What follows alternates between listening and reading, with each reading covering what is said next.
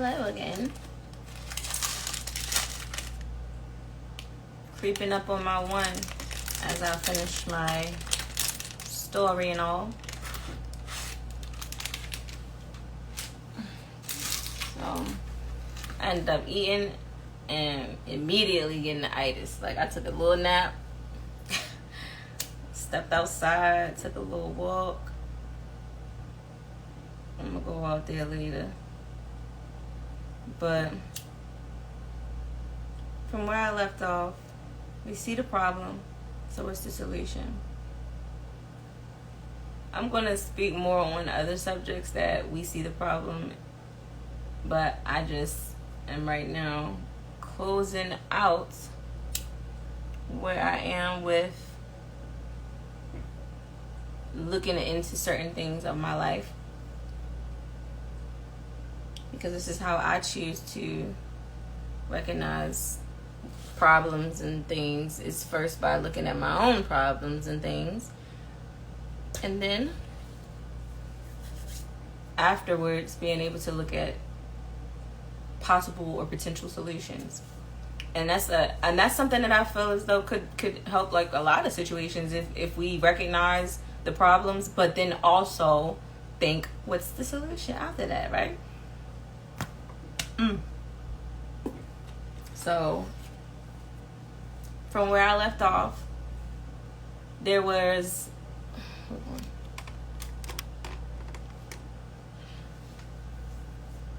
Atlanta, transitioning back to the DMV. So I'm ready to wrap this up. I'm ready to get to the end of this story, because there shall soon be my book to be released, but it's not coming out anytime soon, and that definitely is a rough. But I'm glad I took the time. Before I continue, I just want to say I'm glad I took the time after my divorce to sincerely recognize all of my pain, not just the pain of the loss of a marriage, but also reflecting on everything before that marriage is what I have taken the time to do. And it definitely had to start with me choosing to sit down and listen to myself and just analyzing certain things about myself, and not just the good things. That's why in all of my friendship videos, I don't touch too much on the positive element of those friendships. I don't touch too much on the more optimistic and light-hearted view of friendships, because the main thing about detrimental friends to ends is that it comes about due to pessimistic or negative components that intervene in the progress of that relationship. And without resolution and without solution, things either stagnate, decline, or they break and they are broken. And then there's still always room for repair. But people say things like there's no room for repair or there are no going back things. And those individuals have that's their right to say, nah, this person did this to me, I would never forgive them, I would never accept them back in my life, or it'll never be the same. A lot of people have that heavy energy about themselves that they feel like they just can't come back from certain things with certain people. And others have to respect that of any individual who feel that way, because everybody has their own way of internalizing, expressing, healing, and choosing to grow. And this is just some way that I choose to grow, because I don't like to hold burdens of grudges on my back. I don't like to hold something from the past on my back. I like to analyze as well my own envy, my own parts of me that sometimes I may have been jealous, or I may have been rude, or I may have been lacking emotion towards someone's situation or feelings. So I don't put so many walls up anymore, because I broke down the walls that I had up even against myself. Sometimes we have walls up that we even run into, because we put so many blocks up towards emotions and reality that we block ourselves off as well. So, hello, love. So, yeah. So that's the definite thing of just why I'm doing this and why I'm expressing my journeys in the way that I am. So, back to transitioning from Atlanta. So when I got, before I do speak on that, I do want to say that in that second relationship that I had with the person in Atlanta, the reason I feel as though I betrayed his trust, even though we weren't, in my mind, we weren't officially in a relationship yet. You know, he spoke some great things about what he thought he wanted with me in the future, but I was still needing to heal, and he was in a place where he was ready, apparently, to be married and start reproducing children and making, you know, the fruit of his life.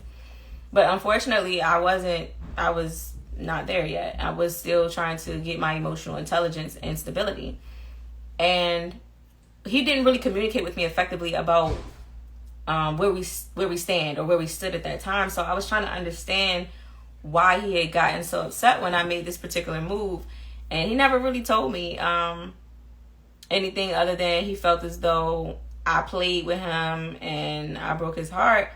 But I was very open about what was going on with me from the jump. So, but anyway, so what happened was, there was a guy that I met in Vegas, and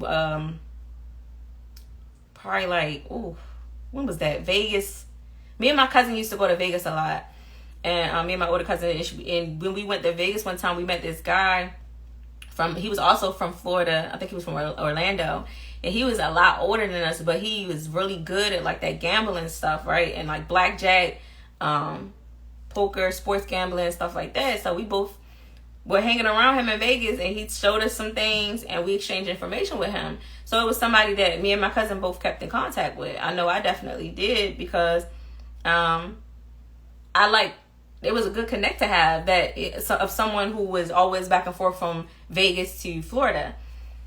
And when it came to making money from gambling, I didn't want to get caught up in it like an addiction per se, but I did want to give it a try and know how to do certain things. So when I go to Vegas, I know how to play in Vegas, right? So one time at this particular summer, was it the summer? No, it was during the spring, and I had needed some money. And instead of asking the guy that I was dating for the money, I didn't want to be like, we had just met that January, so I didn't want to be like, hey, I know we just got, you know, in this relationship, or we just started getting acquainted, but let me get a couple dollars to pay my rent. I didn't want to do that. I just wanted to find a way to figure out how to do it on my own. So I contacted this particular old friend that I had from Vegas and asked him if there's a way that he can assist me with, you know, flipping some money, since he knew how to flip money. So I said, if I bring some cash to Vegas or whatever I can do, like, is there a way that I can come there and, you know, make some money off of what Vegas has to offer? It was going to be a yes or no. I would have found out another way to do it. Probably would end up dancing with down there, whatever. But ultimately, the guy ended up flying me out to Vegas. He showed me a little bit about how to sports gamble and how to flip that money on games and everything like that in the casino. And it was like, what, give me $500, flip that, turn it into $2,000, something like that, $2,500, something like that. That was enough for me to kind of get myself some leverage from what I was having go on, because this was around the time that it had been a year or so had gone by since I got kicked out the ROTC program. So I allowed myself to use this as a possible option to try to start making some type of money, and among other things, of course, working the 12-hour shifts at the hospital and starting to save up doing that was my primary thing now. And I got my CNA so that I could transition from the whole patient attending and administrative duties to patient care technician duties. And that was like around 2014 or something like that, or 2015. And I was able to then use that certification to elevate myself in the healthcare arena more, and get some more volunteer hours at Grady, Piedmont. I was doing a lot of different healthcare clinics, and my primary care as well down there let me shadow him a couple of times too. And I got some hours as well working with my uncle at his dental facility. So it was a lot of ways that I was starting to try to get myself back on my feet before I left Atlanta. Even though some things weren't working out.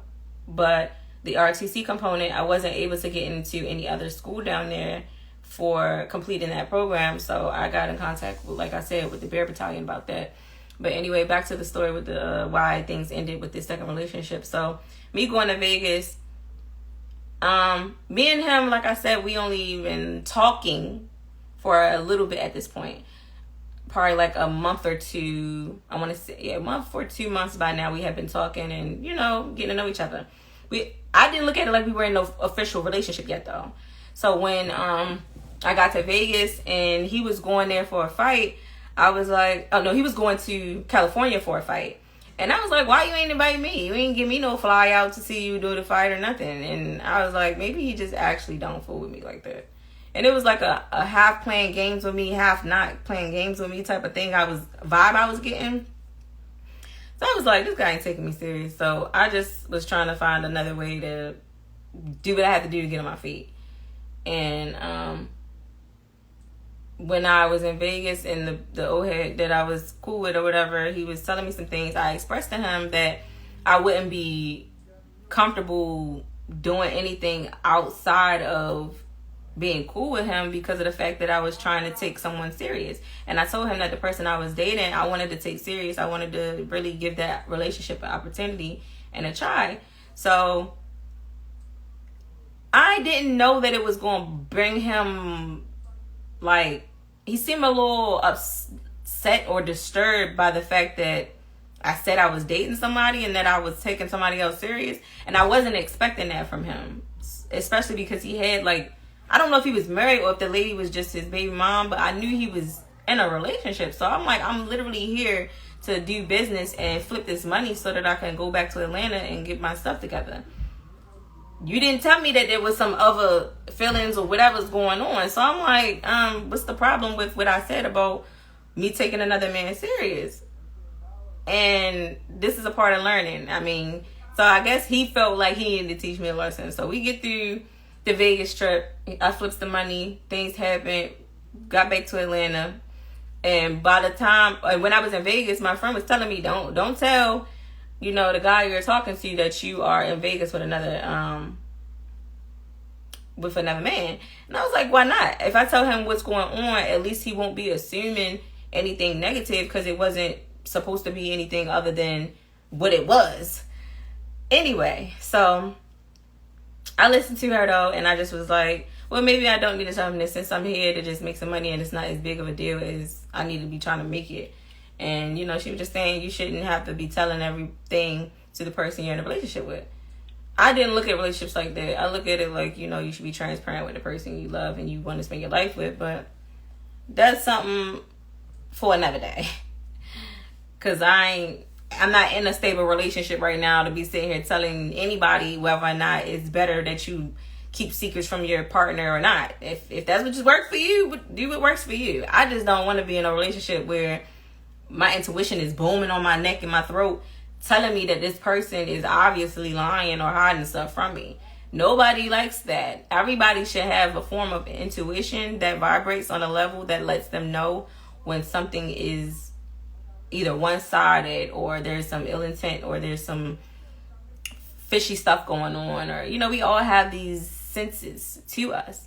It's just that some of us ignore them, some of us suppress them, some of us don't know how to act on them and get to the root of what the issue is with them.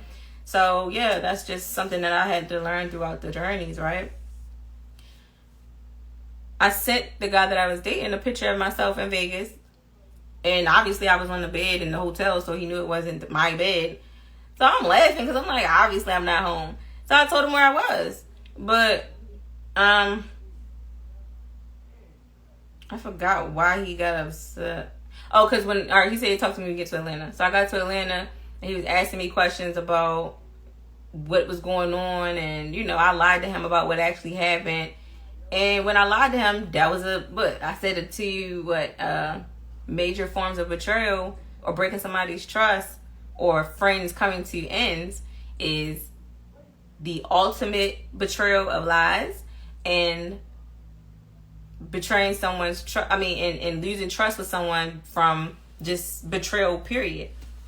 So it was that I betrayed him and his trust by not telling him the truth about what I did in Vegas. And initially I felt like, listening to my friend and not telling him was the way that I needed to go about it, right? When in reality, I should have kept my character and just told him the truth, because I already knew that I wasn't in a space where I was looking at what we were doing as a committed relationship yet. We were still getting to know one another. But to act as if we were in a full-blown relationship 3 months after knowing each other was not something that I was anticipating having to come about from that situation. So how he started to carry things after that, I wasn't really in agreement with, and I didn't really understand the intention behind it, other than vengeance and him wanting to get me back or whatever for doing me when I was doing me. So he was, it was different stuff going on with people he knew, girls popping up saying slick stuff under my pictures, just certain things occurring. And then my friend being under people comments and pictures, watching his page, telling me certain things was going on. All of that was occurring too. So then I'm like, all right, whatever's going on with that, all right. So it got to a point where I done looked at that friendship or that relationship that I had wanted to build. I had to chuck it up to a lost cause eventually. And plus I was leaving that same year that I met him in the fall. So by the fall time, I was moving back up to Maryland and moving into Baltimore so that I could finish up my degree and so that I could finish up in the ROTC program. And I'm trying to think, is there anything else that closed out from down there? I don't remember exactly when this particular thing happened, but I'm going to speak on it now that I'm already on the subject of the guy that was the person that helped me flip some money in Vegas. We ended up meeting again, but this was after everything in Georgia and everything. And what happened? He got me a round trip to Florida to hang out in Orlando. It was supposed to be for Super Bowl. We didn't even end up going. And he was mad that I didn't want to sleep with him. So he left me in some random place and he closed the room out that we were staying in. So I'm like, what, you thought I was like a call girl or something? Like, I'm not down here to sleep with you. So when I realized that was what was going on, I just went and stayed at the airport until my flight was ready to, the next day. Because I had a round trip, which was, I flew there that day, and my flight to fly back to Maryland was the next day. And he ditched me the day that I flew down there because he realized I wasn't, about to sleep with him. So I'm like, all right, whatever. He, blocked my number and all that. I guess he thought I was going to didn't have a way to get to the airport, but I did. Got to the airport. I stayed at this is the one thing I appreciate about having been in the military. They have in each airport, is it the VSO?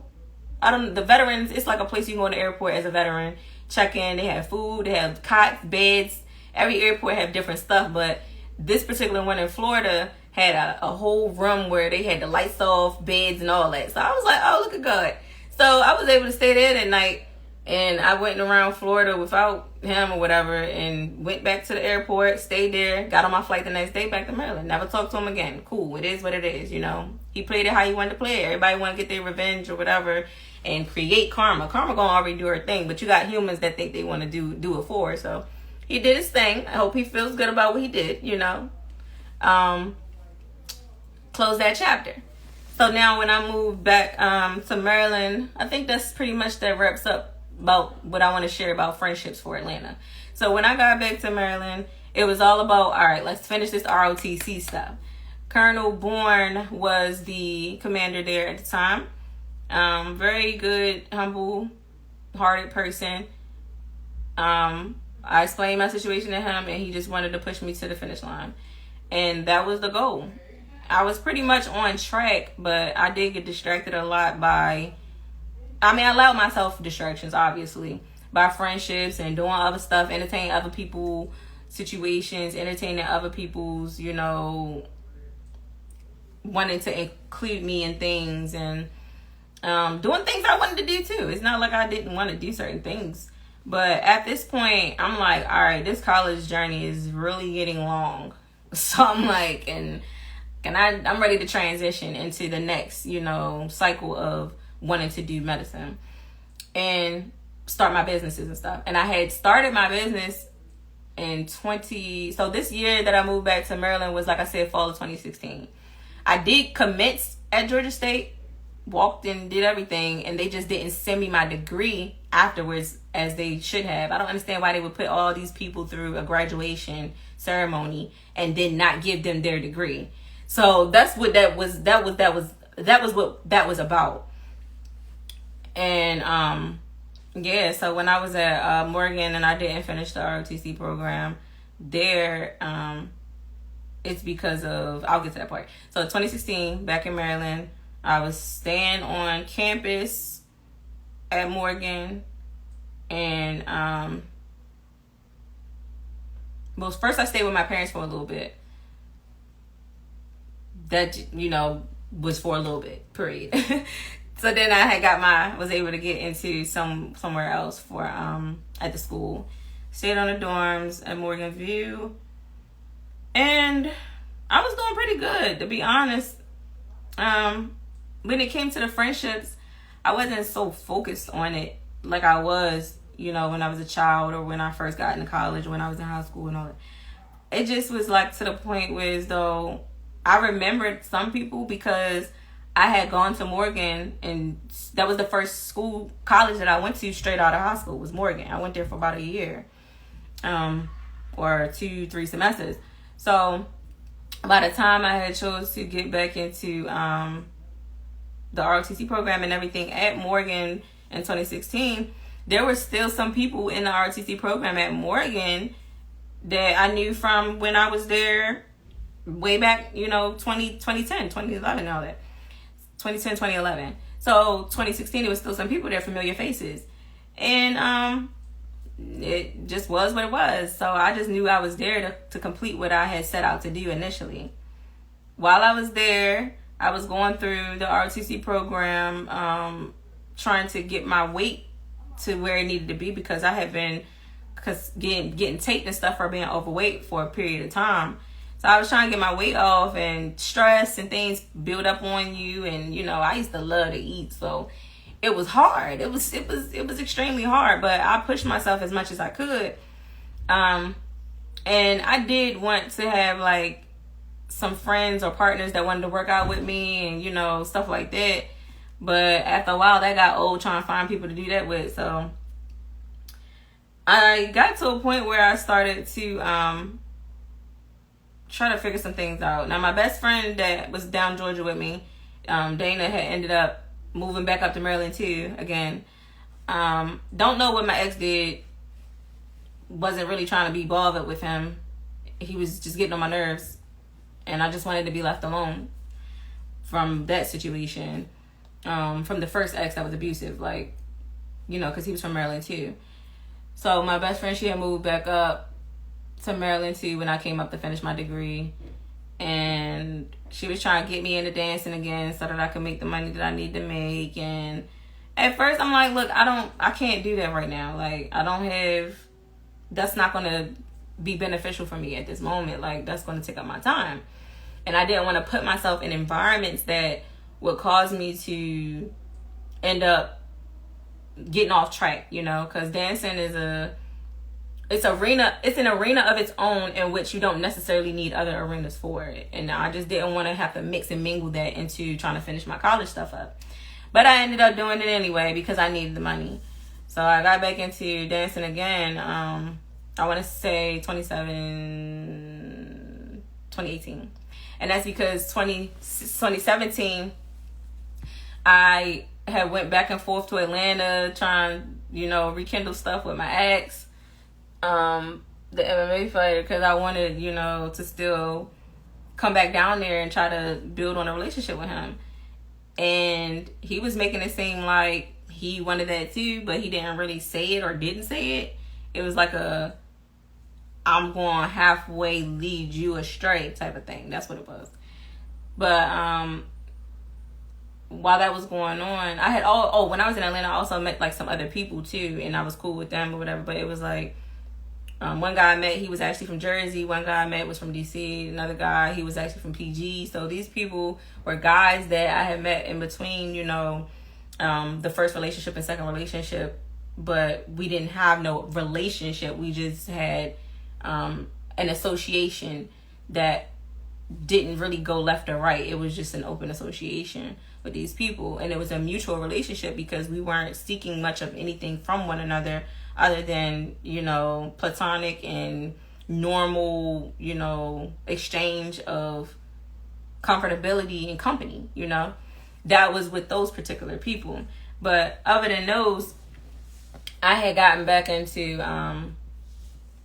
so when I had got back into the ROTC program, I had gotten closer to people who were in the program and even people who were there before me, but they were like, you know, on a higher level because they had been in the program for so long and everything. And I got to see a lot of them graduate and commission and go on to be the officers that they were trying to be the whole time in the Army. So while doing that, also, I was able to be able to join the Persian Angels organization as well. And, you know, the thing about friendships when it comes to that organization, I just took it with a grain of salt that they try to vote me out and everything behind my back.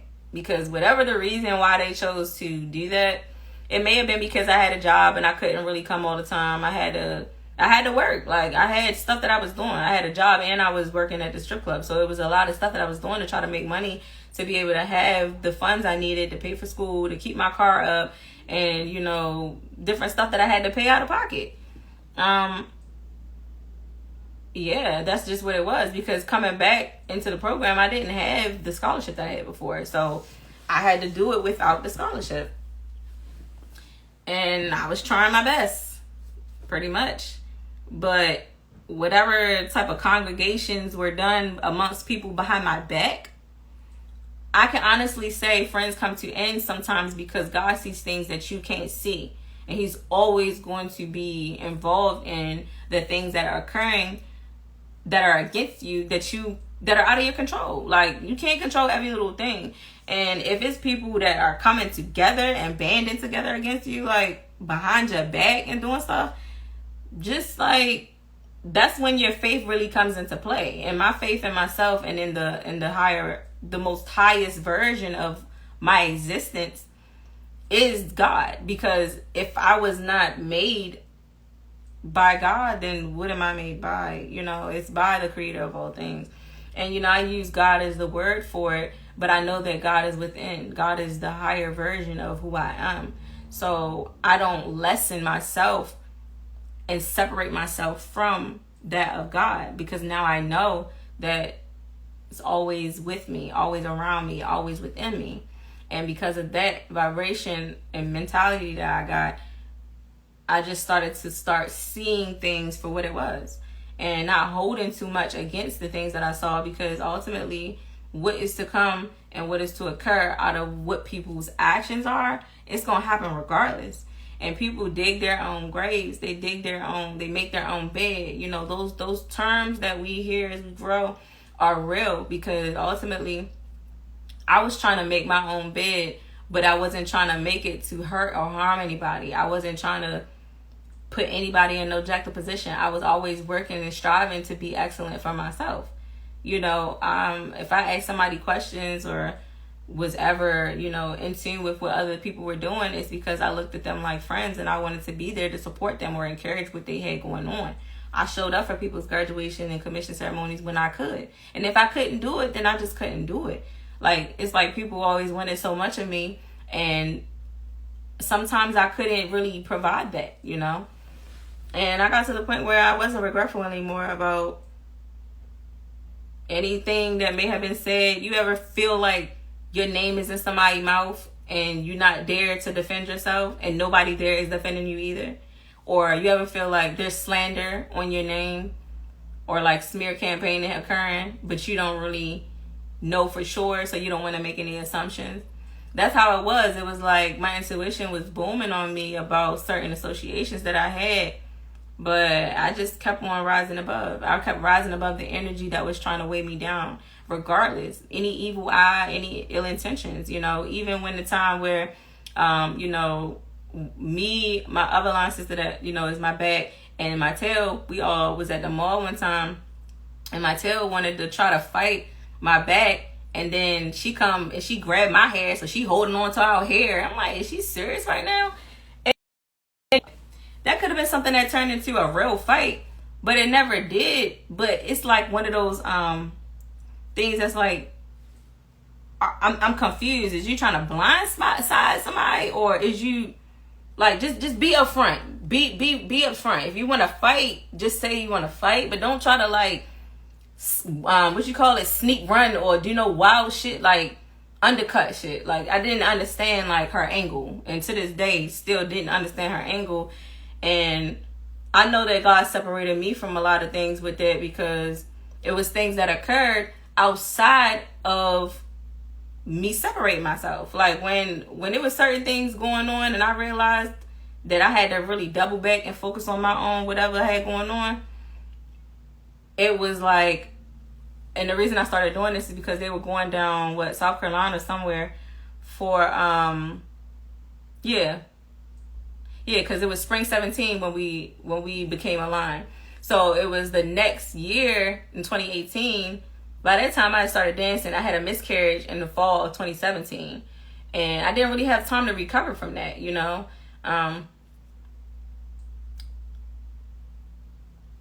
Yeah. But pretty much, I don't remember. I'm trying to think of the timeline, because we crossed spring 2017. Yep, and I had my miscarriage that same fall of 2017. But I was also homecoming for I was in homecoming as the Persian angel queen that same fall. But sorry, I'm just analyzing what happened at that time, because I was a drinker a lot in that time too. It was a lot of things that I was stressed about, and I would use alcohol as my mediator. And didn't even always drink and drive, but I was a bartender. It was a lot of things going on. But pretty much, there's a lot that happened in that 1 year. Goodness grief.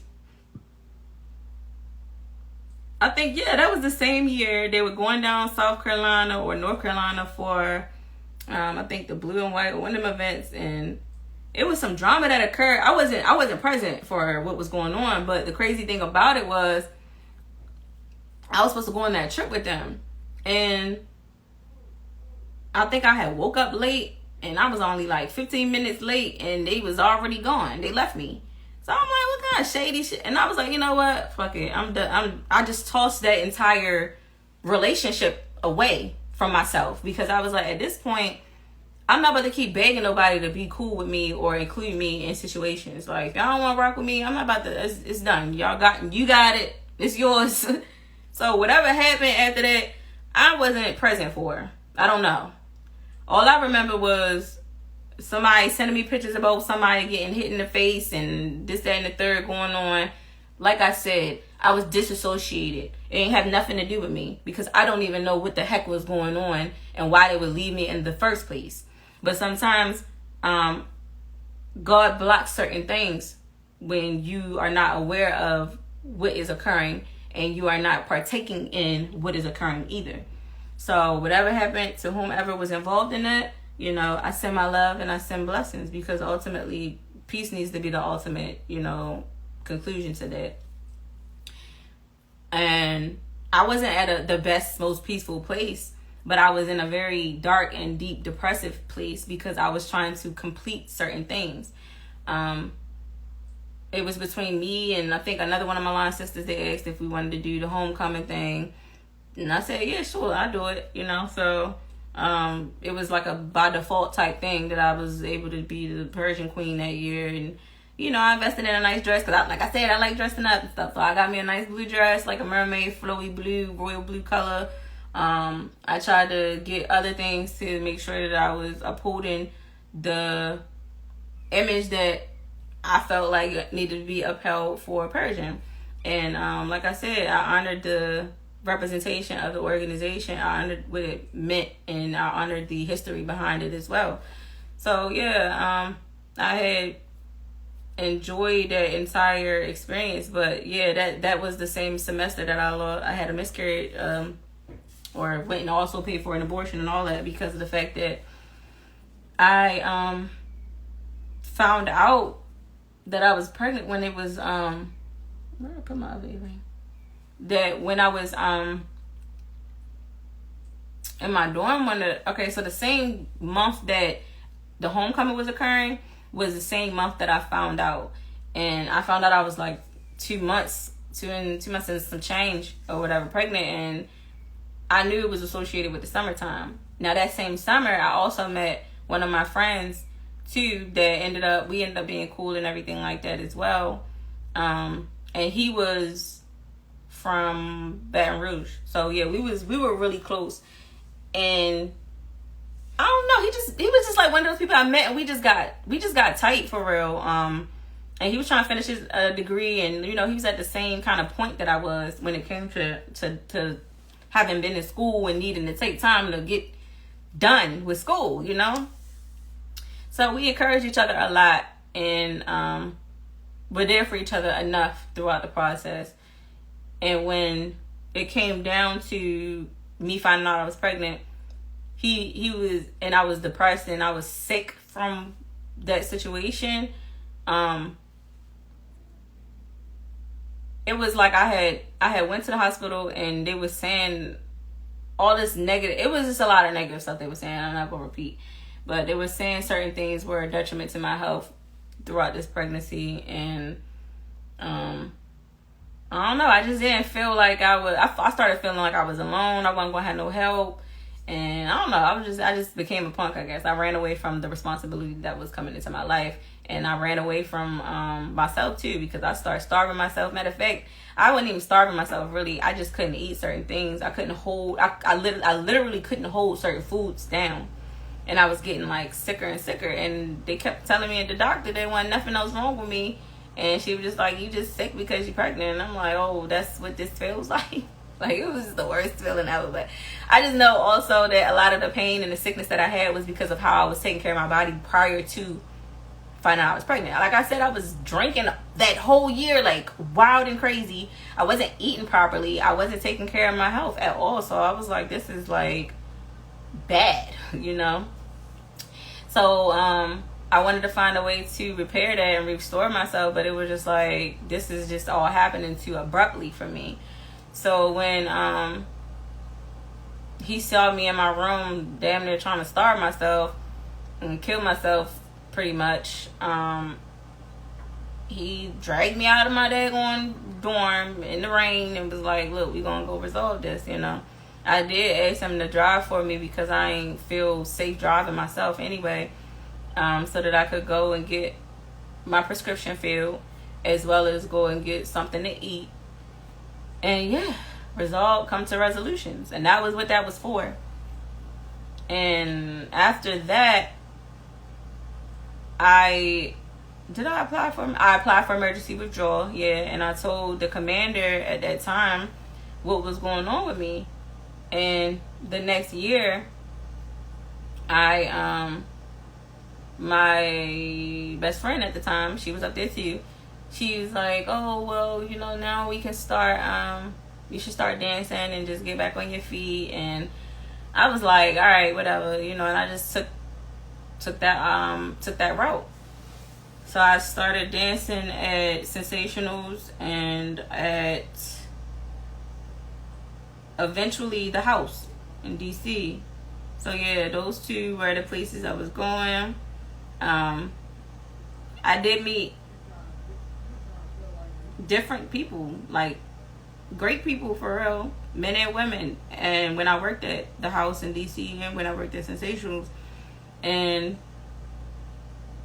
I don't judge people off of their intentions. That's their personal business, what they intend to do, and that's going to be their own, you know, energy to carry with life. But for me, I judge people on how they show me, whether they showing face or they being real. I you know, present what I feel about them based on how they showed me. And a lot of people that I met in these different arenas showed me love in my face. So whether it was fake love or not, I, you know, accepted the love and I gave it back.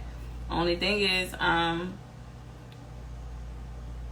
when it comes to like gaining, like, I guess, girlfriends and, you know, stuff like that within these arenas, because I was there doing it mainly with my best friend from the beginning, I ain't really want to have to, I didn't really want to have to be doing it on anyone else's accord. I wanted to come, do what I gotta do, leave, and be done. The partnering thing I wasn't big on because I didn't want to have to be splitting my money. I needed my money to pay off my debts and stuff. I knew what I was there for. I wasn't just there to make money and do anything other than take care of my bills and my responsibilities, and get back on my feet. And yeah, it was a cycle that I had to recognize too. From if I did have my child, I would have been having to use that money to pay for me and my child in school, and, you know, but I didn't have the child, so I only had to take care of myself and my bills. But it was like, I don't know what people's intentions were in places like that as well that I was dancing, but I didn't make a lot of female friends. It was associations, but a lot of them can't really say they know or remember me, and if they do, I'd be surprised because people act like they don't remember who I am when I go into these places. So, hey, but I know why I was there, and I know why I did what I did, and I know why also I invested in the flipping houses that, you know, the owner of one of the clubs was doing, and, you know, asking their opinion about certain things when it came to run the business, because I know that I know how to set those things up. But like I said, I mean, I just learned the other day that men ain't my friends, so they probably didn't really want me to learn the ropes or something, or who knows. But I still paid attention to detail. Yeah, paid attention to detail. So, and I also started working at Ebony Inn as a bartender, but not a dancer. But that was I think after I had gotten, that was after I got married. So 2018, I also met the person who I ended up marrying. We married in December of 2018, but I met him in March of 2018 after, it was a weird situation. I think I spoke about it in one of my other videos, so I'm not gonna speak about that right now. Maybe that'd be a Q&A or a random day. But that particular thing was me meeting him. I met other men, yeah, cool, whatever, but this particular person, I wanted to allow myself to invest time in, and he was investing time into me as well. He was living a different lifestyle to me, yeah, but at the same time, I think I gravitated to him because of the fact that he welcomed his home to me in a way where, as a safe place to go when I'm down that side of town, and instead of driving home, you know, tired and risking my life, he offered that up to me so that I wouldn't be, you know, putting my life in danger. Although I was going to make my decisions to do what I was doing, he didn't try to stop me from doing what I was doing, and he didn't try to intervene in any kind of way to manipulate me to do what he wanted me to do. I did what I did because I wanted to be able to finish school and pay off my debts, commission, things, so on and so forth. But I didn't end up commissioning because I was around a lot of, you know, substances, and then it put me in a predicament where I wasn't in my right mind to move forward. So I opted out of completing that program, and I chose to just let my contract come to its end so that I could get my honorable discharge. And I was assisted through that process, and I'm glad I did, because I really did need to have this exit from all of these different arenas in the way that I did, so that I could come to that point of recovery.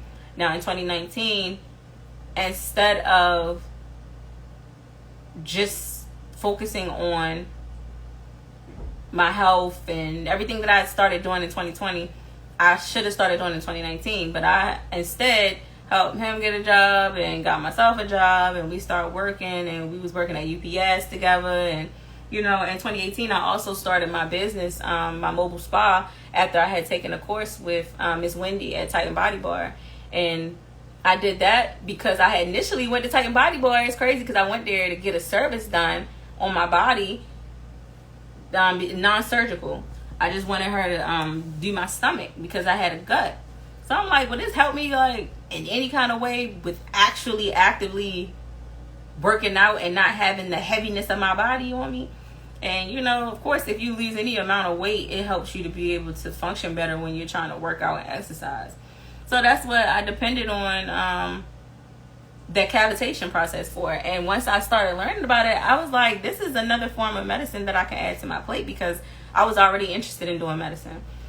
So when I was acquainted with this particular service, I was like, so there's non-surgical ways to make your body like you want. And yeah, so I embraced that whole journey, and she told me some things, and she shared some things with me, and then she allowed me to join her program to pay and get a certifications program. And I was able to, she also referred me to her vendor so that I could get my own machine. Only thing was that put me in some debt, because I didn't have enough income after she let me go of the job. I didn't have the income to pay for the machine. So here we go with another form of debt that I had. So that was another thing I had to pick up. That was like a $20,000 machine. So I already owe $20,000 for this scholarship in the Army. Then I got this other $20,000 from, you know, this machine Miss Wendy referred me to with this program so that I could start my business. She didn't really show me how to handle my business as far as making sure the taxation and assessments was handled. I didn't learn about those things until recently, and have been trying to, you know, repair and restore. But I was told by a lawyer I just talked to just let it go and let it be, you know, forfeited. But when you work for something and you strive for that thing to grow and bloom and blossom, you don't anticipate it just falling and then somebody tell you, well, you just need to let that go. And it's like, nah, I worked for this. Tell me how I can repair it if it's still repairable, but don't just tell me to let it go if you know that there's a way that I can repair it. And that's just what I've been going through with attorneys and stuff that up here, whatever. This is some weird stuff, but I'm gonna talk to some more people. But we creeping up on 28, y'all, because this is my present. I'm creeping up on the present day and where I am today. So yeah, pretty much that year that I got married, also I had been communicating with you know, I don't want to say my fiance, because we didn't really have a real engagement period. It was just like we dated, we were together all the time, and that whole year, to be honest. And he might have been playing around, whatever. I might have been playing around or whatever. We were neither one of us were perfect. So it's not a secret that he probably was always cheating on me from the day we met, and vice versa. But we already hashed this out. It's just a matter of other elements that were distractors from that bare truth of the fact that we was always truthful with one another about certain things. Just like we talked about after the fact, how we rushed into that marriage, and we liked each other. Yeah, things was, you know, cool, whatever, but we still had stuff we was still holding on to from past relationships and this and that. I can't completely speak on him, but I know I still was, you know, I was still holding on to thinking I'm about to move to Atlanta for the other guy. So it was like, hold on, we gotta slow down. But when we got so lovey-dovey, we started taking trips together, we was hanging out, we was really enjoying each other's time, to the point where it wasn't really nothing else, like Lauryn Hill said in, you know, that one song, nothing even matters. It wasn't nothing else that we was really too, like, worried about. But, you know, when it comes to, you know, other situations now, and then he did have a daughter, and I embraced his daughter, you know, in my world, just like she did embrace me in her world. And I didn't overthink what he was saying about the situation with her mother, because, you know, he said what it was, and I took it with a grain of salt, and I said, oh, okay, well, I understand that, and, you know, maybe she needs time to rest. She did just have a baby, so, I mean, there you go. But what ended up happening is she did have my contact number throughout 2018 in order to be able to get in touch with him sometime, because his phone wasn't working. And I remember this clearly, because when I was at my graduation and he was with me, she was texting to be able to see if he was going to pick up, you know, the baby that day. And he was telling her like, oh, I'm with my, you know, with my girlfriend at her graduation right now, so I'll get her a little bit later or tomorrow or whatever. And I told him like, no, we can get her today. So it was like a thing where I was communicating with the mother of his child. No matter what she says, me and her know the truth. Me and him know the truth. So at the end of the day, it wasn't any type of like bad energy from what I seen. I didn't get any bad energy from that whole thing. But at the same time, I wasn't really paying attention to everything that was going on because I was just going with the flow of my life. Like I was just trying to go with the flow and reach my destination of my goal of where I was going and where I wanted to go at that point. And we weren't talking about marriage in 2018. We just were dating. You know, we were just enjoying our relationship. And I did have a friend that was in Georgia. She was from her and her best friend were from Warner Robins or Macon or one of those places, New Brunswick, I don't know, but they were from Georgia. And yeah, they basically came up in 2018 as well for her birthday, and she wanted to go to New York for the SpongeBob thing, and she asked me to help her set up the whole thing, so I did.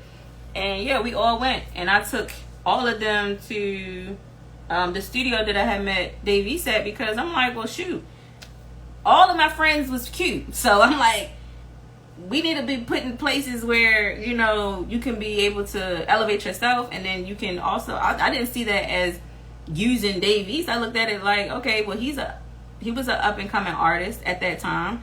You know, he had a lot of stuff out, but ultimately he was still evolving. I mean, there's always room to continue evolving. So I wanted to connect them because one of my friends, she was a videographer, and then the other one, she was in the Army, but she still wanted to find other things to do, and she was beautiful enough to be a model. And then the other one, she was a dancer, and I think she went to school for marketing, and she also was beautiful enough to be a model. I think she modeled too. So I was like, why not bring my friend? And then he did music. So yeah, you know, there may have been some alternative things that occurred prior to this particular incident, in which, you know, I wanted to check off some bucket list stuff. But even after the bucket list situation, it was like, all right, well, we human and stuff. You know, people should connect. People should network when it comes to the art.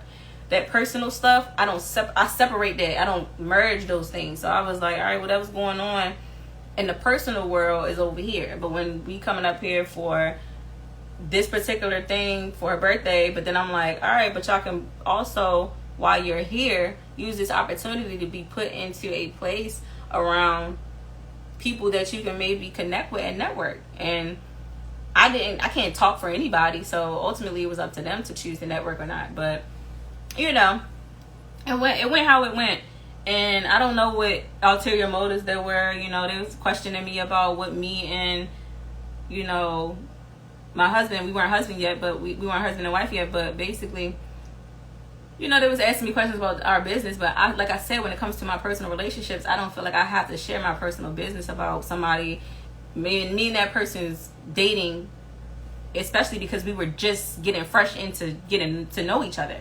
So I didn't want to have to tell them what was going on with me in that situation because it was fresh. And yeah, so pretty much after that trip, me and him had a couple of falling outs because I had to do some community service due to the whole DUI thing the year before when I was falsely accused. And yeah, they handled that, DC handled that crazy. That was just out of hand. But I digress. But yeah, so pretty much I did a community service.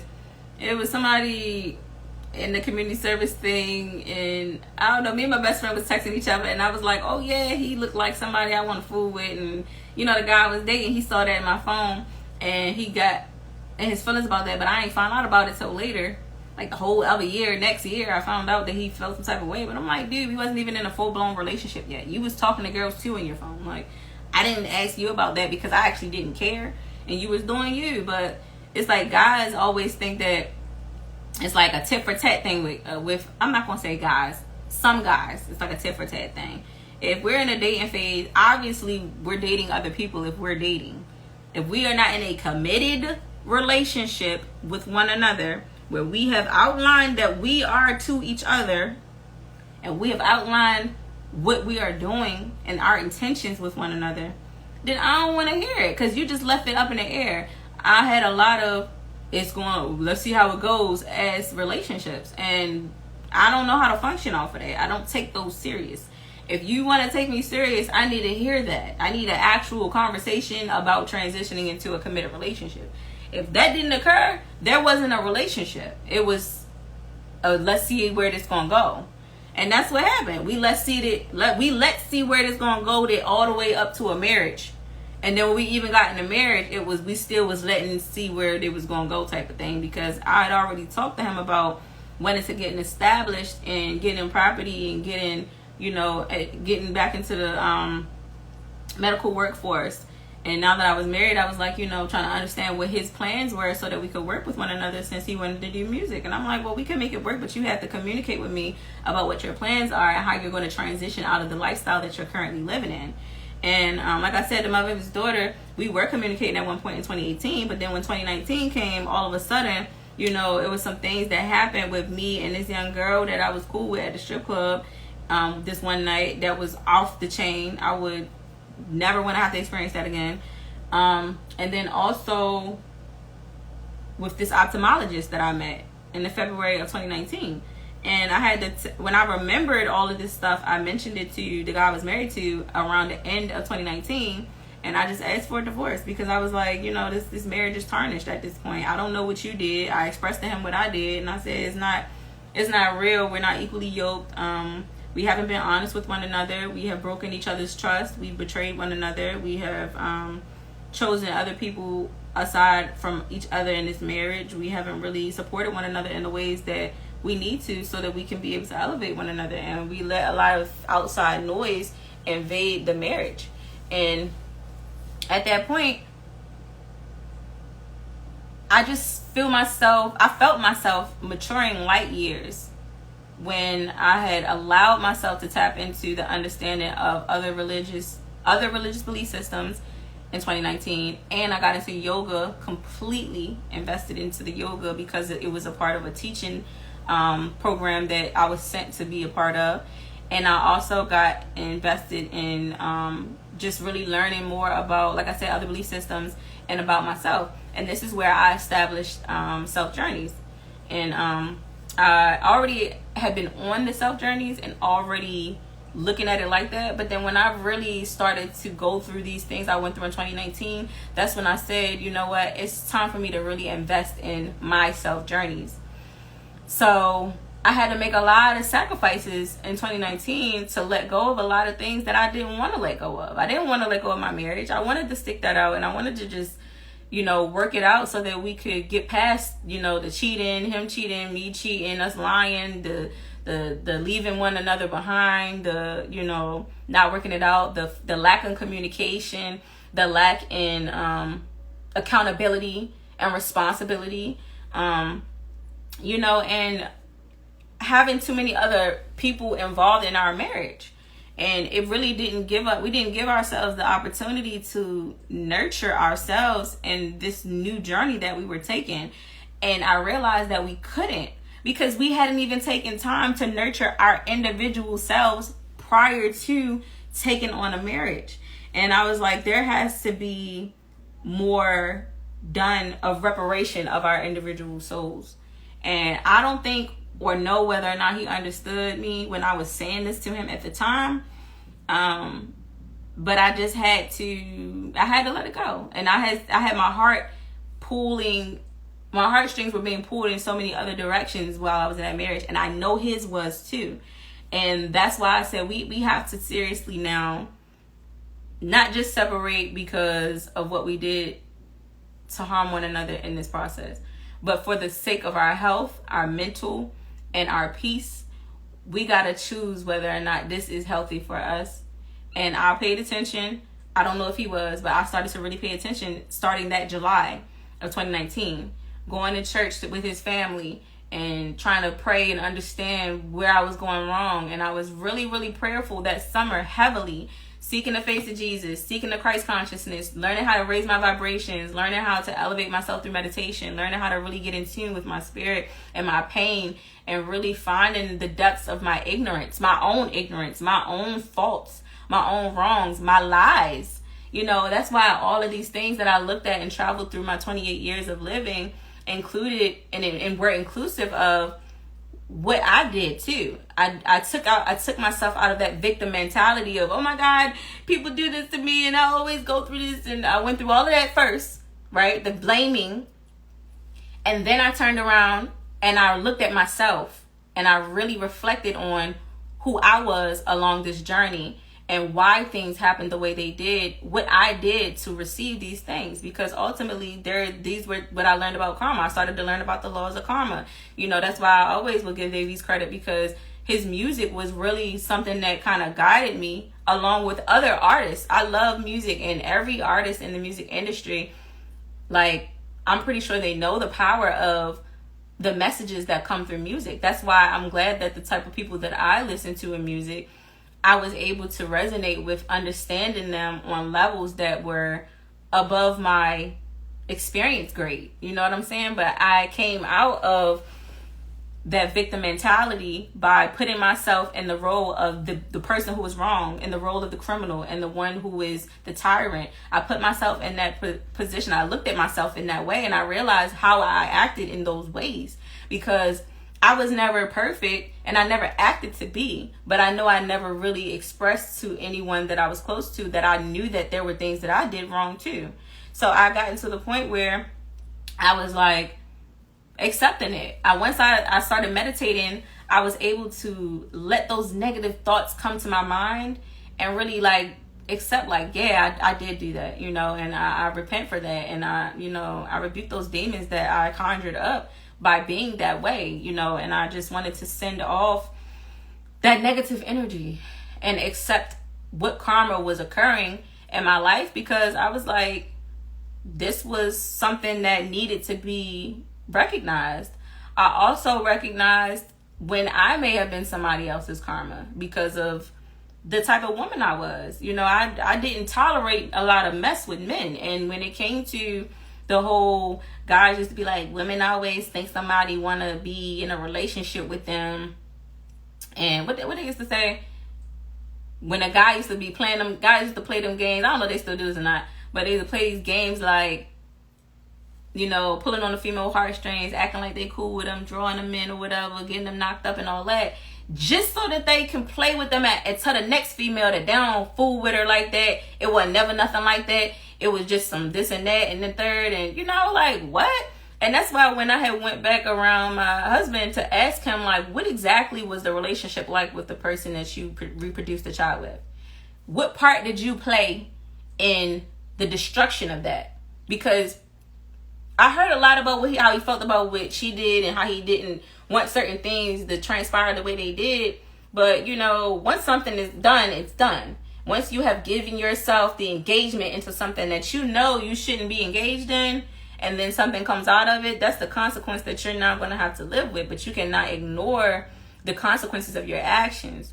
You have to really acknowledge what you have done and what part you play in everything that you are involved in your life. And I just was like, ultimately, I'm not about to sit here and let you drag me down with your karma that you're ignoring, you know, because of the fact that you refuse to recognize the error of your own ways. And I can't make, like I said before about the friend thing, I look at my husband as my friend. I don't care what Kevin Samuels or whoever else daddy, that's not my father. I don't know him. At the end of the day, I know that a friendship is a foundation of a marriage that I want. I don't know what other people's marriages got going on. That ain't my business. You know, I don't even know how my marriage is going to go when I get married again. But it's going to happen because it's going to be a thing that is going to be a restoration. It's going to be a restorative period of a union that I know is meant to occur in my life at some point. But I'm not going to force anything, and I'm not going to rush anything, because right now the union of my heart, my mind is more important. The union of my masculine and feminine bodies is more important. The union of my spiritual body and my physical body was more important. The union of myself and my higher self was more important. And that's why I was like, unity is a beautiful thing. But when you're not unified within yourself, then it's always going to be a seeking the other half of something outside of yourself. And I needed to seek that other half of me, not of somebody else, of me first. And that was what I had taken the time to really do. But I did allow myself to revisit people from my past, exes that have been wanting to get in contact with me that I had been ignoring, and people that I was just like, look, leave me alone or whatever. I let go of that ego. I let my ego die so that I could just be vulnerable to, you know, going back and seeing old friends. And, you know, even if I didn't go to them, if they want to see me, I'm always like, yeah, come see me. I'm up here. I let them know where I'm at, because at the end of the day, I don't have any grudge, and I'm not holding on to any burdensome energy. I'm here. I'm thankful to be alive. I'm thankful to have all my limbs. I'm thankful for the life that I've been given and the life that I've been living. So anybody that I've crossed paths with in my life, I don't got nothing against them. And if they were to tell me they did anything today, I wouldn't have any problem. If they say girl, I'm dating the guy that you used to date in middle school, girl, I don't care. Girl, we pushing 30, baby. I don't care what you got going on today, because that is your blessing. I don't have anything to do with that, you know. I'm not going to judge anybody off of that, and I don't anticipate anyone judging me off of where I am today. But people do judge. That's natural. But at the same time, those people who judge, I hope they self-judge first, because while we point fingers and talk about other people's situations, we do have our own lives to tend to. And that's what I do. I tend to my life. I tend to my business. So what I got going on, I always make sure it's intact first before I go over here and try to be anybody's advisement or anybody's shoulder to cry and lean on. I make sure that I understand life in the ways that I've lived so far. And yeah, like I said, I connected with some exes through, whether it be through text. I met up with them. You know, I even met up with the ex that I went through domestic violence with, because I'm not scared of him. I just feel like I didn't want to be bothered by him. But I realized we were young when this happened, and I don't fault him for, you know, not having been in control of his emotions at that time. I just understand that a person who may be abusive to someone else like that, they aren't emotionally in control. He wasn't able to control his emotions. He wasn't able to make better decisions at that time, you know. And when we met up again, you know, I just told him, don't be so upset with yourself because of that particular relationship not working. Don't be so like holding on to the idea of us becoming something because you feel like you owe anything to me. You don't owe me a thing. You know, you owe yourself your time back that you wasted dwelling on this relationship and its brokenness. Yes, it failed. Yes, it didn't work. Yes, we had some faults. Yeah, you shouldn't put your hands on me. But ultimately, I'm still here, and we recovered, and you should be recovering. You should be working and focusing on your next chapter in life. And that's what I want to see about any person that I've ever dealt with, whether they was a boyfriend, somebody I just slept with, we were just close, we was friends, we was platonic, we was secret, we was whatever.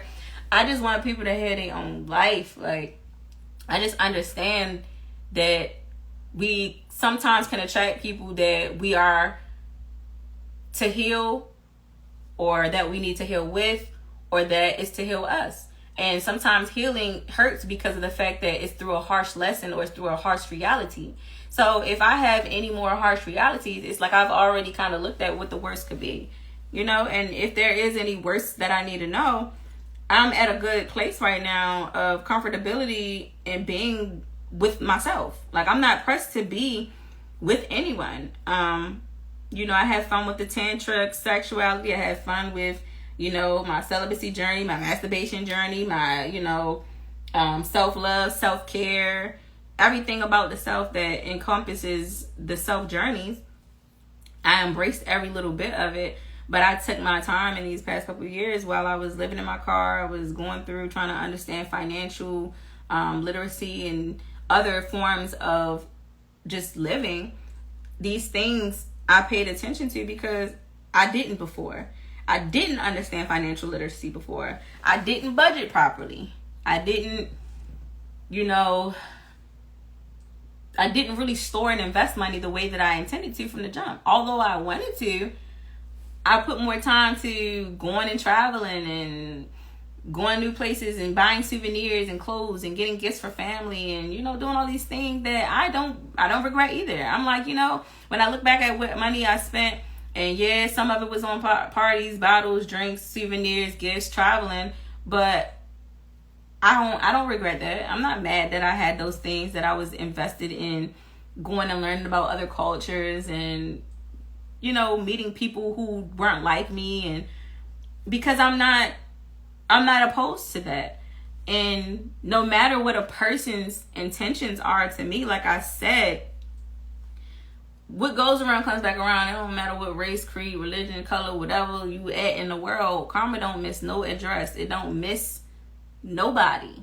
It's an energy. It's not, you don't get to just choose yours. And if you do play on, you know, magic and try to manipulate other people's path and all of that, like after a while you're going to become illusional and delusional when you realize that you cannot mimic, mock, replicate, copy, or anything from a person, especially when that person steps into their own power and is really truly 100% on this journey and path with their spirit guides and the gods and goddesses that have turned into angels through the systems of power. But ultimately, once you recognize the power of what the godlike energy and conscious is, you are able to elevate yourself to a point where healing is naturally going to take its course.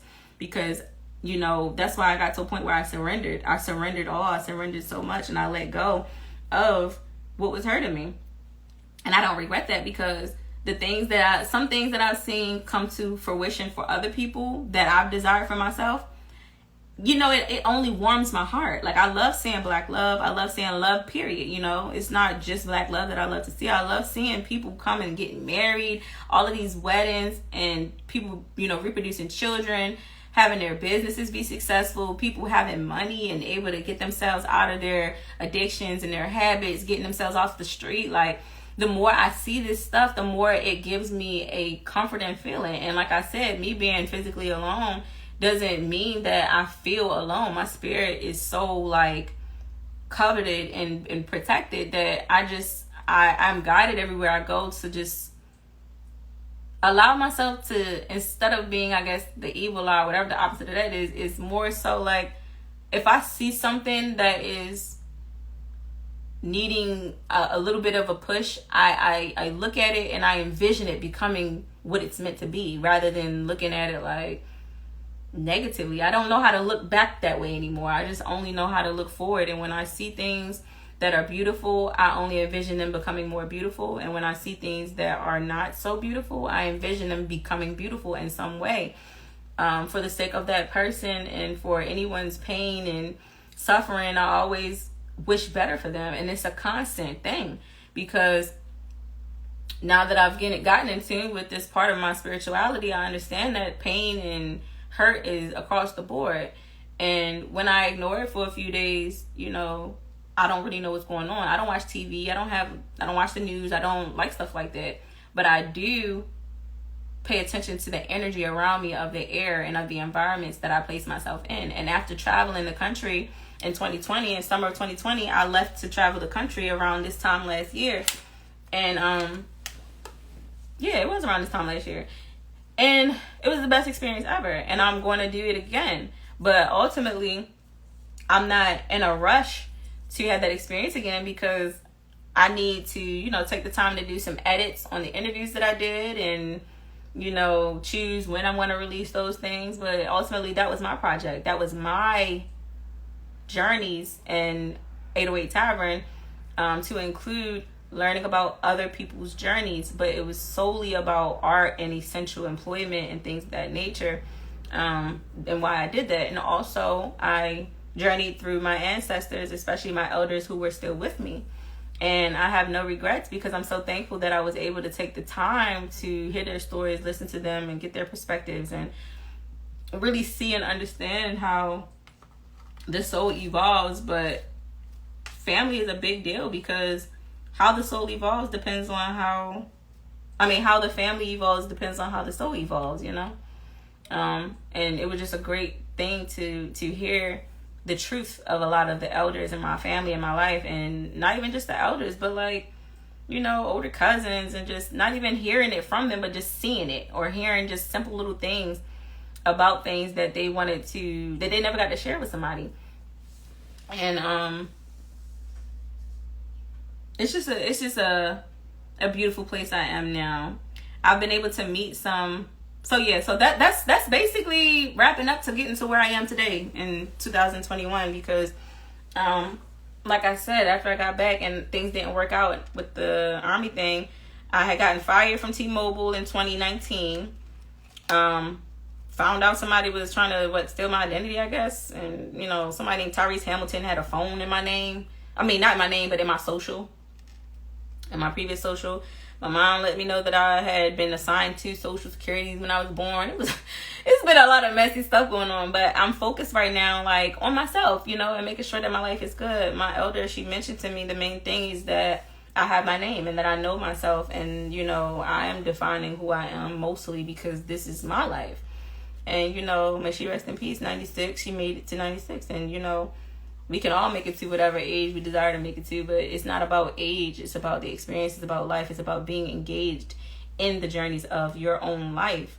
And every journey I take, I embrace. And I'm glad that I have memory and am able to look at the journeys that I've had in my little bitty 28 years, you know, but I'm not going to discredit it, because every bit of my 28 years included the years and the evolution of everybody who is currently alive and who were living before me, because they have been living too. I just was focused on my life and they were focused on theirs.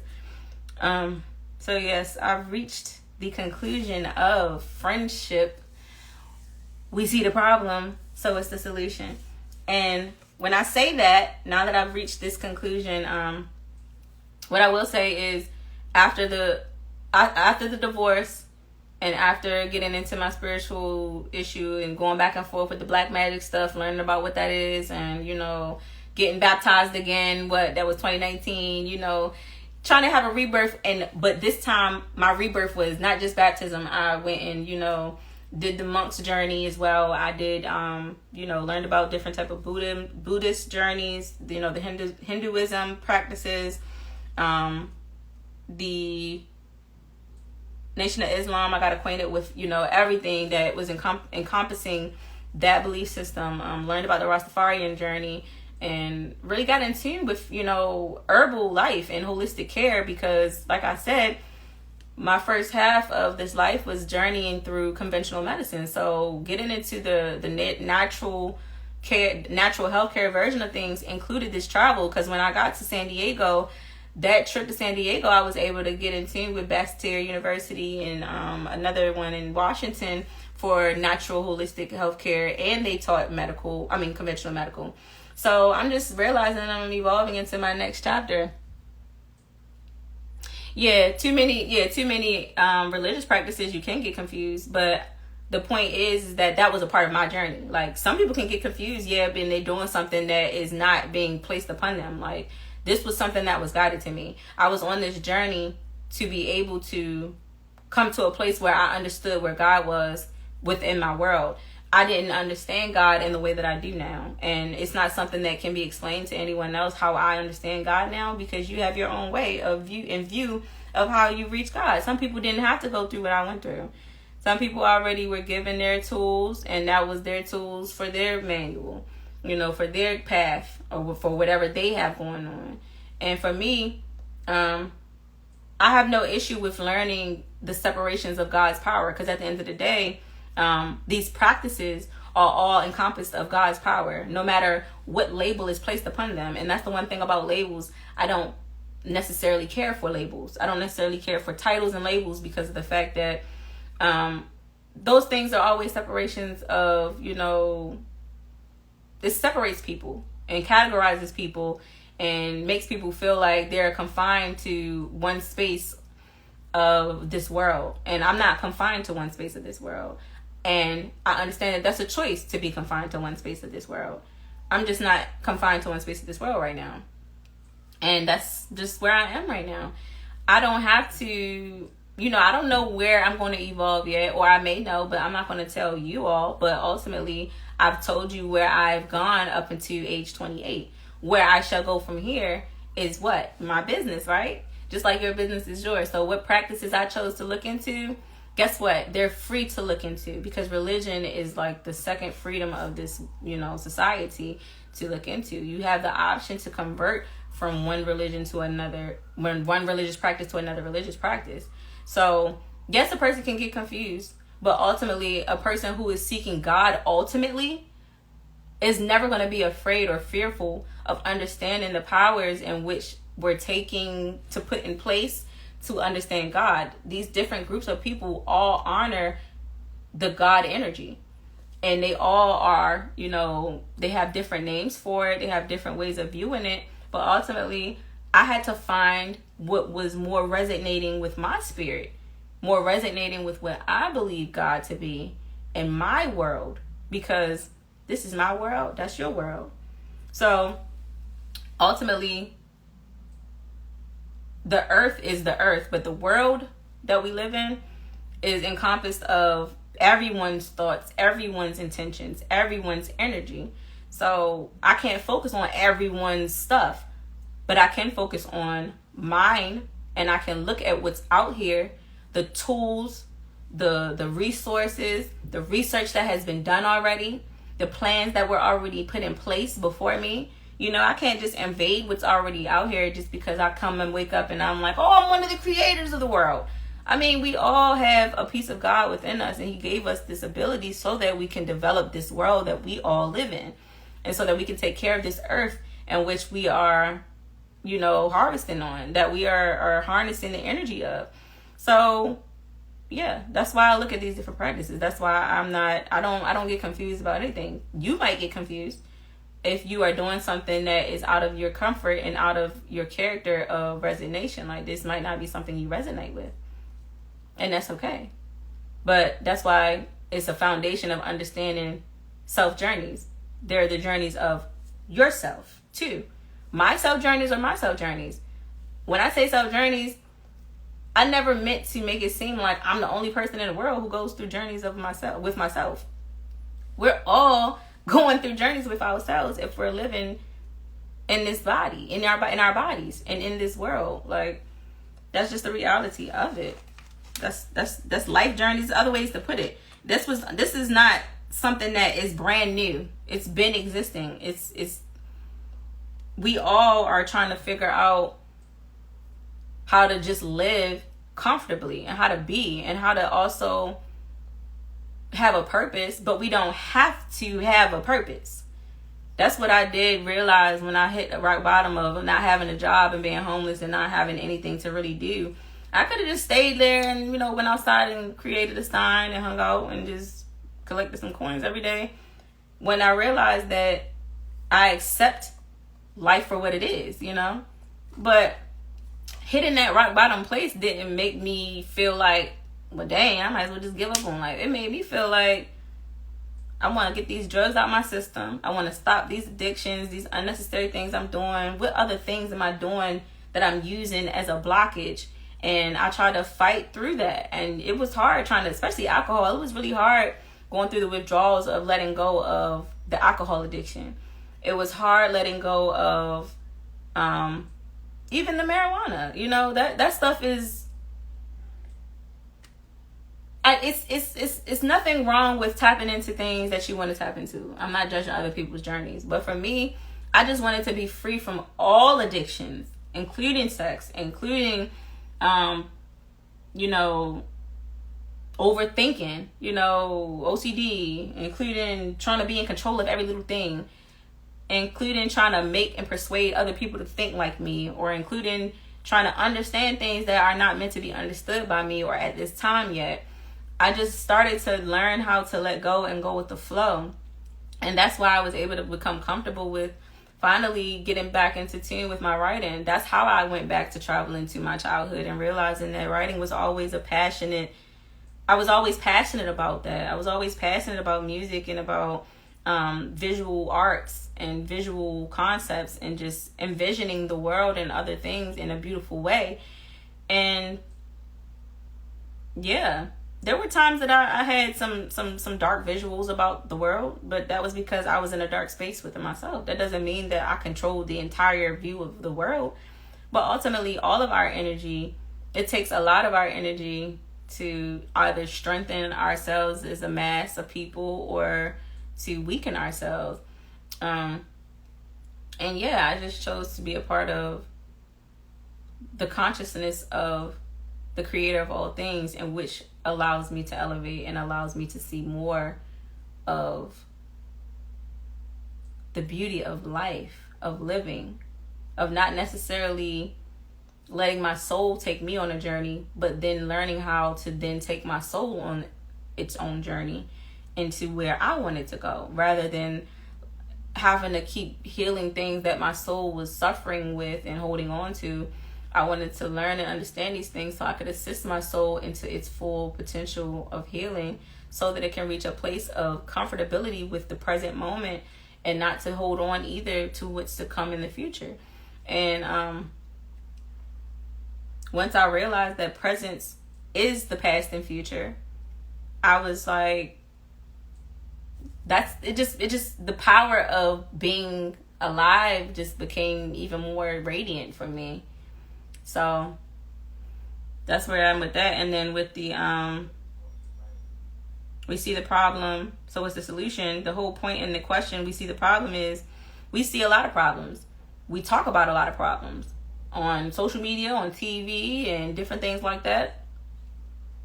But I realized, like, the talk about solutions is pretty vague. It's kind of rare.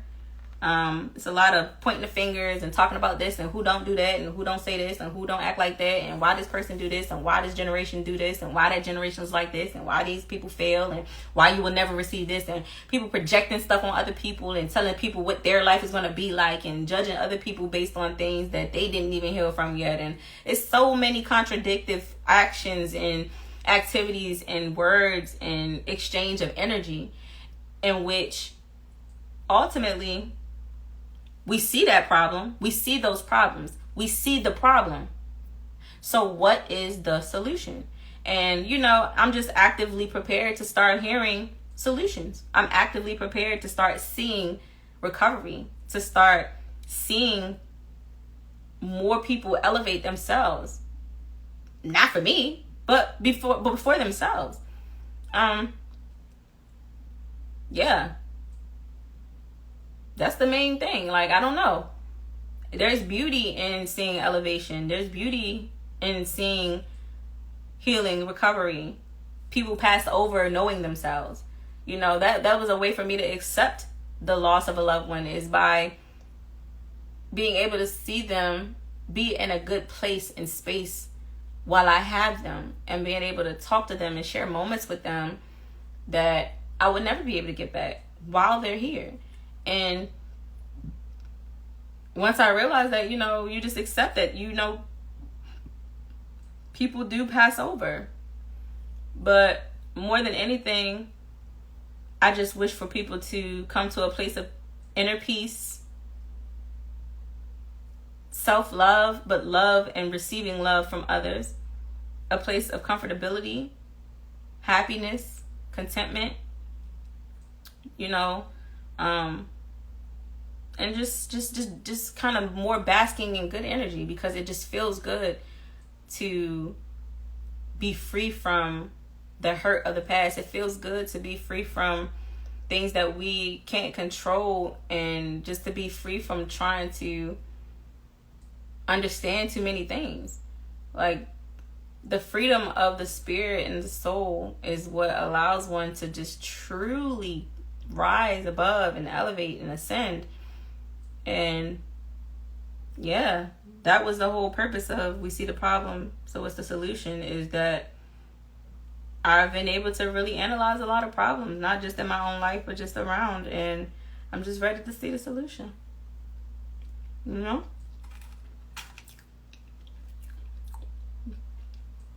But yeah, I'll probably post this and get back on here in a second.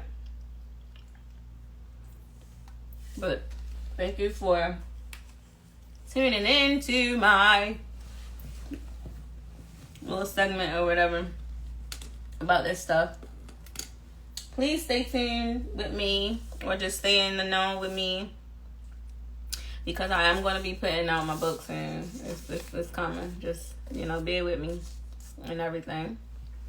And shouts out to people. Can I just say shouts out to people who have been elevating around the world, man, like, who have been completing goals, tackling their healing, tackling their issues, breaking down every part of their burdens so that they can rise above whatever their suppression and oppressor is.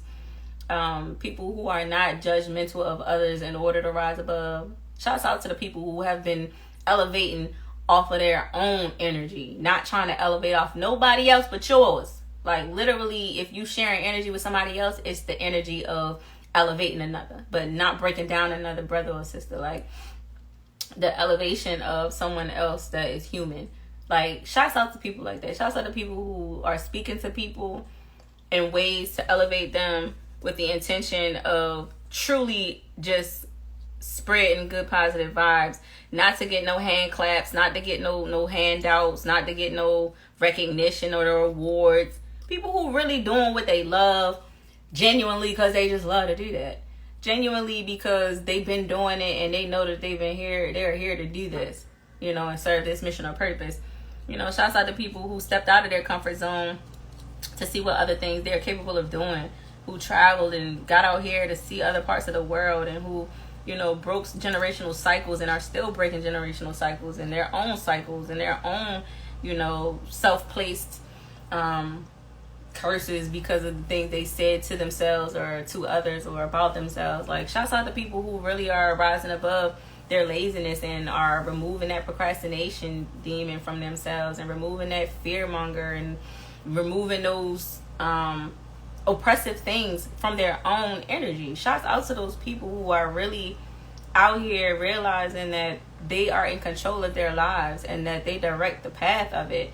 Shouts out to those people who aren't selfish and who realize certain lessons and are sharing it with the world, and are sharing it with their loved ones at least, or their children, their spouse, that aren't breaking down the person that they lay with because they're hurting themselves or because their person hurt them before. People who are, instead of getting revenge, are learning how to understand why people do the things that they do, and understand what part they played in things that go wrong. Like, I could go on and I could go on, but mostly shouts out to you, who is being you, who you are becoming. Shouts out to the ones who are who they are and accept who they are, and who are still willing to become better versions of who they are meant to be. And who they are becoming is even more influential to the masses, because they're not stopping at anything to become even better than what they were yesterday. And every 24 hours, they're investing in a greater version of who they can be. Shouts out to the people who are constantly waking up and looking in the mirror and competing with their self so that they can elevate who they are, because ultimately that is how we become our best version, is by seeing if we can be better than the version of ourselves that we were the day before. And what else? Like, the God's Gangsters babies. God's gangsta babies is not the origin of what we know as a gangster. Like, a gangster of God is one that is hopefully elevated in the consciousness of what we are here for, as serving a purpose and mission for the Creator and the element of creation. Like, that means that we're ruthless in our prayers, we're ruthless in our energetic elevation, we're ruthless in our belief, in protecting our belief and protecting the tribe of our soul. And we respect others. We don't have to tear others down to build ourselves up. That's the separation of, the modern or the traditional gangster versus God's gangster babies. It's not, I don't title that as something that I feel is just because somebody is out here doing something to hurt or harm someone.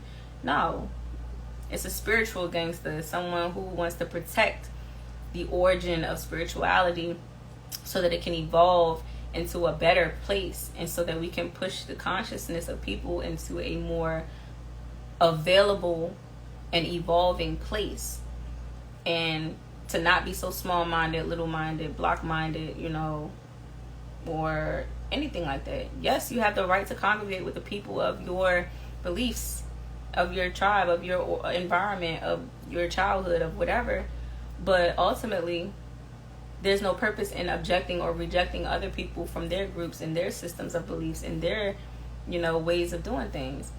But understand that in your groups, you got to protect yourself, because you don't know what people's activities are. And then the people who are more, you know, like they say, alpha men and alpha women sometimes find themselves to be alone at a lot of times. And that's because it's a different type of tribe there, you know. It's a lot of things that we can look at that have been labeled and used to categorize people. But ultimately, if you're here and you're in a body, you are a human.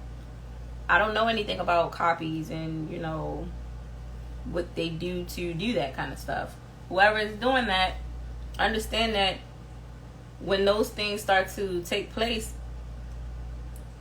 just don't be so resistant to just change because you're afraid. Like, understand that you can't control what is going on across the globe.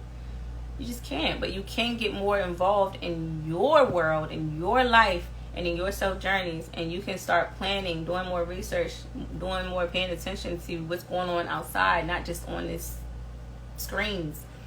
You know, don't get trapped in the screens, and just be engaged in your journeys of life, in your self journeys, because that is your safe haven, that is your space, that is your sacred space.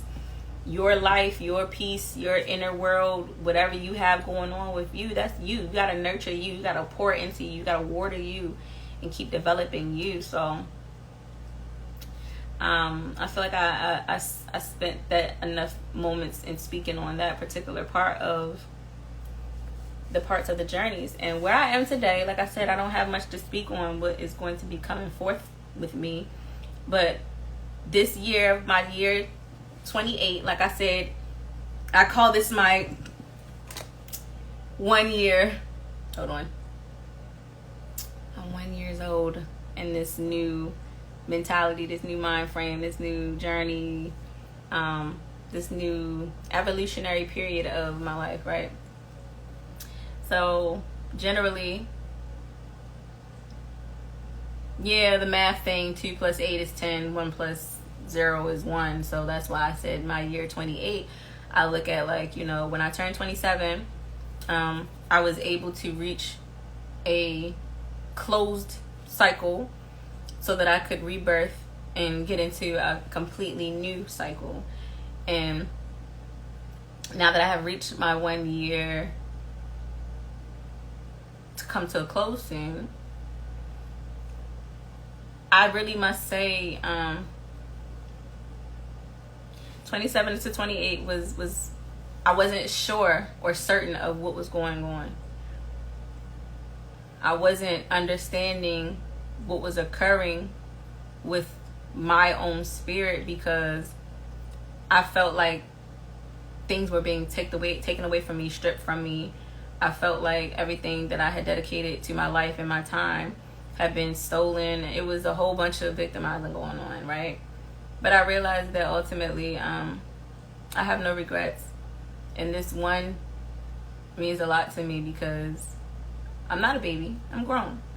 But this one for me, it starts me off with experience, with a new opportunity, with new trials, with new potential, with new opportunities, I think I say opportunities, but plans, and new relationships to build, and just new places to see and go, and a more honest start, honestly. Like a more honest, integrous start for me to really dive into a new part of my world and of the world around me. And yeah, I'm still in my SelfJourneyS and 808 Tavern, and I'm still in my self-parenting phase of this particular 90-day retreat of Self Journeys at 808 Tavern. But also, I've been going through days of self-judgment, understanding self-worth, self-value, self-lessons, self-evaluation, self-clarity, self-peace, self-recovery, self-healing. These things are constant, especially throughout the 90-day Self-Journeys retreat. I allow myself to really just give them the leeway that it needs to just have its way with the journeys right now. And eventually I'll get to a place in a space where I'll be able to expand on this and share more with others, because there are people who don't want to, talk about certain things, and they feel like it's not necessary to. But there are a lot of people who want to be able to share their self journeys with others. And I can't wait to soon be able to meet these people, to be able to share with other people what their one was like, what their reborn one was like, what their rebirth was like, what their expansion has been like. And yeah, like, even not their one, their two, their three, their anything that they feel like they have, their perspectives. I like to see and hear other people's perspectives, people that want to counter what I'm saying all the time. Cool, But ultimately, I'm more so wanting to gravitate to people who understand growth, evolution, and moving forward in life, rather than to dwell too much on the past. And I've reached a point where I have dwelled enough, I have looked back enough, and I have evaluated enough of what was going on in my life before age 27. And once I realized that now I'm more in control of my life, and I wasn't as much as I wanted to be before, I am not upset about anything, because my journeys were meant for me, just like your journeys were meant for you, and they still are. They're still yours. So yes, I'm excited to get ready to go into what I call my life cycle 5, in which will be described in the depths of my explanation in my book. So yeah, but this is the summer of ending my life cycle 4.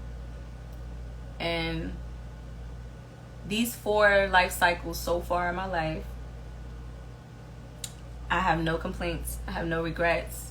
I've evaluated everything, the good and the bad, even the unseen portions of what could have occurred behind the scenes that I wasn't even aware of.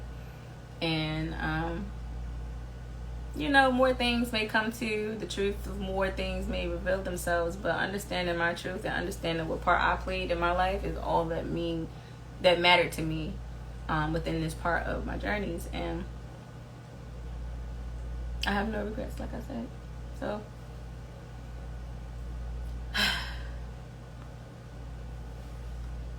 yeah, I'm just gonna have a moment of silence before I exit. And I thank you all for being here with me, and for anyone who's watching.